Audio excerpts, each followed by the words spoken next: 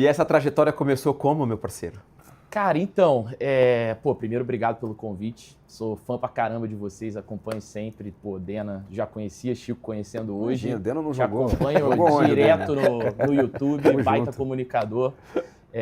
Vamos pra resenha aqui, bom demais. Eu comecei, na verdade, como narrador e tal, meio que por acaso, assim.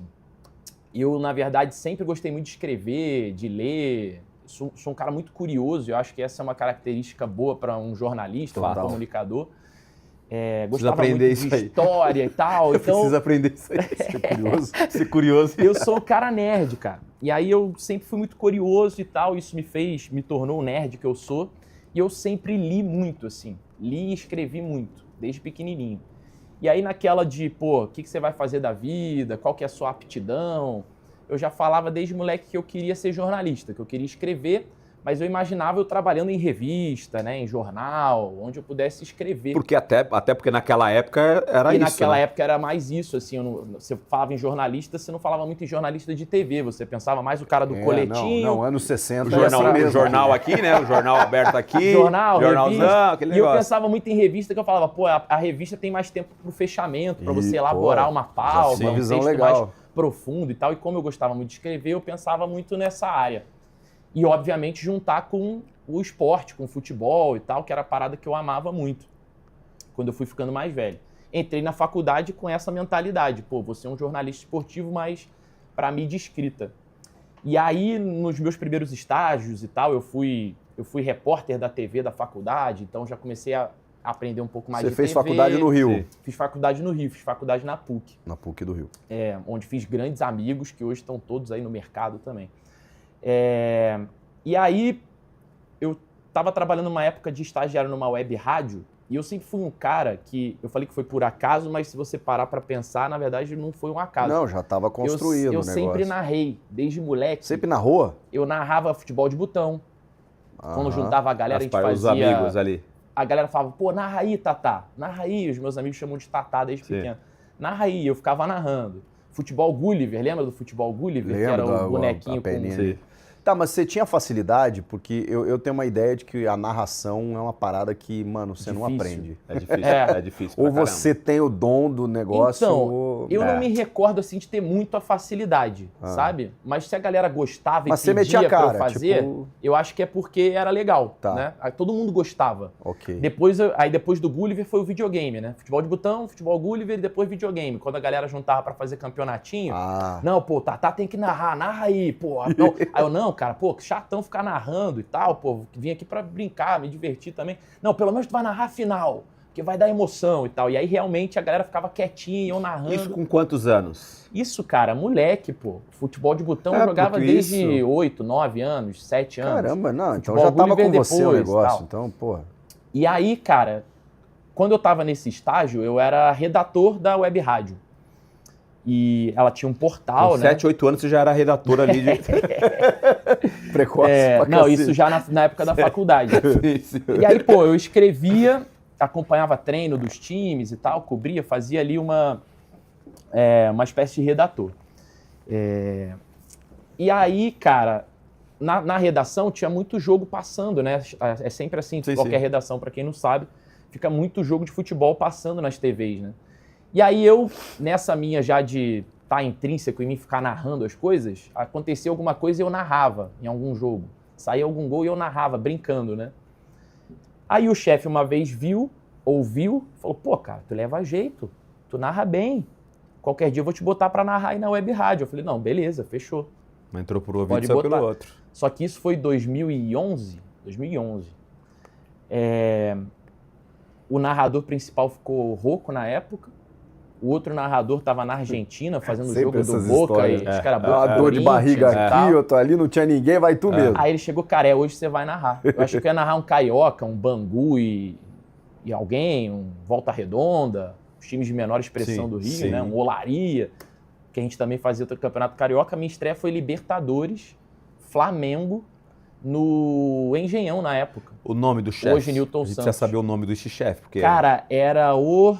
Não vai lembrar. Carlos e Fabrício, eu acho que é isso. Agora tu me quebrou. Não, é porque porra, até pelo que eu tô entendendo até agora, que você falou, aconteceu. Você tirava uma onda ali com os teus amigos. Então você, quando recebe, quando o chefe, enfim, você vai narrar tal jogo. Pra você foi uma também, zoeira. Não, foi uma loucura. Você não imagina, ele chegou com uma latinha de cerveja, abriu a latinha de cerveja e falou, toma e fica tranquilo porque é hoje.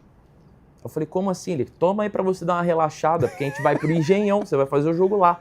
Eu falei, pô, mentira, ele cara, loucura. A gente já tirou a sua Serge, que é a credencial pra poder trabalhar, tá aqui sua Serge, você vai hoje, o narrador principal tá rouco, teve um problema, não consegue narrar, o nosso outro narrador que poderia cobri-lo tá na Argentina fazendo o Boca Juniors, você vai fazer Flamengo e Emelec. Flamengo e Emelec no Engenhão. Fiz Fluminense e Boca, fiz todos os jogos. Naquela época o Maracanã estava fechado para a reforma da Copa. Sim. E os jogos eram todos no Engenhão. Nessa época você fazia o que na Web Rádio? Você era redator? Eu era redator. Era só redator. Subia matéria para o portal, acompanhava treino dos times e tal. Ficava como um setorista, sabe? E era uma web rádio no Rio mesmo? Era uma web rádio no Rio, tinha em São Paulo também, chamava Voz do Futebol. Tá. Que era um projeto grande, web rádio tinha patrocínio legal e tal. E nessa época a gente está falando tanto que a comunicação foi mudando, né? O web rádio era uma novidade. Sim. Era uma parada que tipo, já era a internet chegando. É verdade. Era uma rádio na internet, né? Que é uma coisa inovadora, assim. Que aí depois começa a vir live, YouTube e tal. Naquela época não tinha ainda. Exato. Sim. E ali, cara, eu comecei a narrar e nunca mais parei. Mas porra, Otávio, caramba, mano. Você tá falando de um Flamengo, que por si só já traz um cagaço, né, mano? Pô, vou narrar Flamengo, já traz um cagaço. Aquele Flamengo e Emelec, que o Flamengo comemora a classificação e depois avisam, pô, saiu o gol do Emelec lá, era Flamengo e Lanús no Engenhão, e o Emelec tava jogando, acho que contra o Olímpia, se eu não me engano. O jogo na Colômbia, né? Sai o gol e avisam lá pro Léo Moura, pô, saiu o gol, aí ele sai, o Bruno sai chorando. Eu tava narrando esse jogo lá no Engenhão e só eu fui o primeiro a dar gol do Emelec. Porque eu tava vendo o jogo do Emelec, naquela época não tinha facilidade de você ver todos os jogos em aplicativo, em streaming, não existia isso. Só que tinha um sinalzinho pirata, né? E aí eu tava com um notebook no sinalzinho pirata lá vendo o jogo do Emelec. A torcida do Flamengo, cara, comemorando a classificação para as oitavas da Libertadores, bandeirão e tal, os jogadores em campo comemorando. E eu, pô, novo, vamos lá, gol do Emelec, gol do Emelec! Começou a vir todo mundo, assim, os caras da rádio no Engenhão, a gente chama de puleiro, né? Mas quem não tá nas cabines embaixo das grandes rádios, é aquela tribuna aberta onde a torcida fica no meio da galera. No meio da galera. Começou a vir todo mundo pra volta do meu notebookzinho lá, eu, gol do Emelec, gol do Emelec! Pô, novinho, sabe? E aí o Engenhão, numa fração de segundos, os caras estavam comemorando, você imagina, a nação rubro-negra, daqui a pouco, aquele silêncio sepulcral, assim, né? Porque o gol do Emelec tirava o Flamengo. Né? Aí você falou, foi o primeiro grande momento da minha carreira, ali foi o gol do Emelec! Eu fui o primeiro a falar. Caraca. Você falou que desde moleque ali, de 7, 8 anos, escrevia e tal, não sei o quê. Algum incentivo familiar você tinha ou era uma parada que tinha muito, era com cara. você? Do meu pai e da minha mãe, assim, sempre. Então eu escrevia muito pro jornalzinho da escola, concurso de poesia, eu tava sempre lá, gostava muito de escrever, tirava sempre nota boa em redação. Sim. E tem alguns episódios, assim, da minha vida, de infância, que hoje eu olho e vejo, cara, isso foi muito importante pra minha formação de comunicador e para eu fazer o que eu gosto hoje, né? A minha irmã uma vez viajou para os Estados Unidos, eu era molequinho.